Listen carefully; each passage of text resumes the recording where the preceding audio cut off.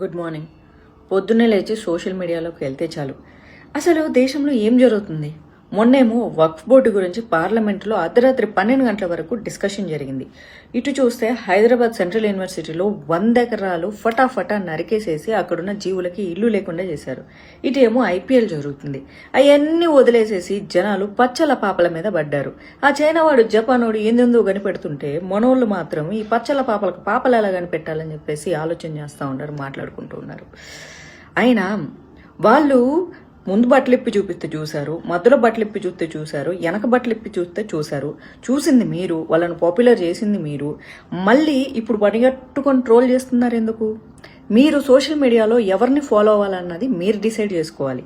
ఎవరికైతే ఫాస్ట్గా సోషల్ మీడియాలో గ్రోత్ వస్తుందో వాళ్ళు టప్పని అంతే ఫాస్ట్గా పడిపోతారు. ఎందుకంటే ఎవరైతే ఫాస్ట్గా పైకి తీసుకెళ్తారో వాళ్ళే పడేస్తారు. జీవితంలో ఒక గోల్, ఫోకస్, వాళ్ళ కెరియర్ మీద వాళ్ళకంటూ ఒక అవగాహన ఉంటే వాళ్ళు సోషల్ మీడియా చూసేసి వెళ్ళిపోతూ ఉంటారు. కామెంట్ల సెక్షన్లోకి వచ్చి నువ్వు అలా చేసావు, వీడియోలా చేశాడంటే ఎవరు కామెంట్లు పెట్టరు. సోషల్ మీడియా టైప్స్ కొన్ని ఉంటారు. అవసరమైన సందర్భానికి వాళ్ళు రియాక్ట్ అవుతూ ఉంటారు. ఒక ఆడపిల్ల మానభంగం జరిగితే దానికి జస్టిస్ కావాలని అడిగే వాళ్ళు ఉంటారు. ఈ అడవిని నరికేసి అడవిలో ఉన్నటువంటి జీవాలు చనిపోతూ ఉంటే వాటికి సపోర్ట్ చేసే వాళ్ళు కొంతమంది ఉంటారు, సపోర్ట్ చేయని వాళ్ళు కొంతమంది ఉంటారు. అదేంటి జీవాలు చనిపోతుంటే సపోర్ట్ చేస్తారంటే, అవును, అక్కడ ఉన్నటువంటి కాంగ్రెస్ గవర్నమెంట్ కొంతమంది ఇన్ఫ్లుయెన్సర్లకు డబ్బులు ఇచ్చి మరీ మేము చేసేది తప్పు కాదని చెప్పేసి వాళ్ళే సొంతంగా చెప్పించినట్లు చేస్తుంది. అలాగే డబ్బులు మేము తీసుకోము, జీవాలే మాకు ఇంపార్టెంట్ అన్నటువంటి ఇన్ఫ్లుయెన్సర్స్ కూడా చాలా మంది ఉన్నారు. అలాగే స్టూడెంట్స్ రెస్పాండ్ అవుతున్నారు, ప్రజలు రెస్పాండ్ అవుతున్నారు.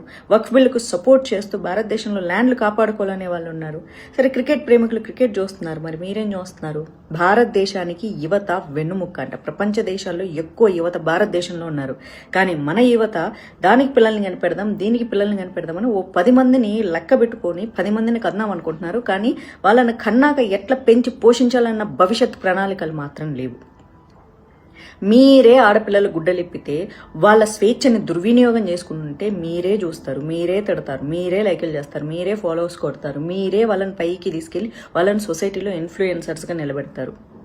అండ్ అలా ఫాలో అయ్యే వాళ్ళకి బేసిక్ నాలెడ్జ్ కూడా ఉండదు. అసలు ఆ అమ్మాయి ఏంటి, ఆ అమ్మాయి గురించి ఏంటి అని. ఐఎమ్ నాట్ టాకింగ్ అబౌట్ ఎలాంటి బట్టలు వేసుకుంటే వాళ్ళ క్యారెక్టర్, మోడర్న్ డ్రెస్ వేసుకుంటే బ్యాడ్ క్యారెక్టర్, చీర కట్టుకుంటే పవిత్రమైన క్యారెక్టర్ నేను అస్సలు చెప్పను.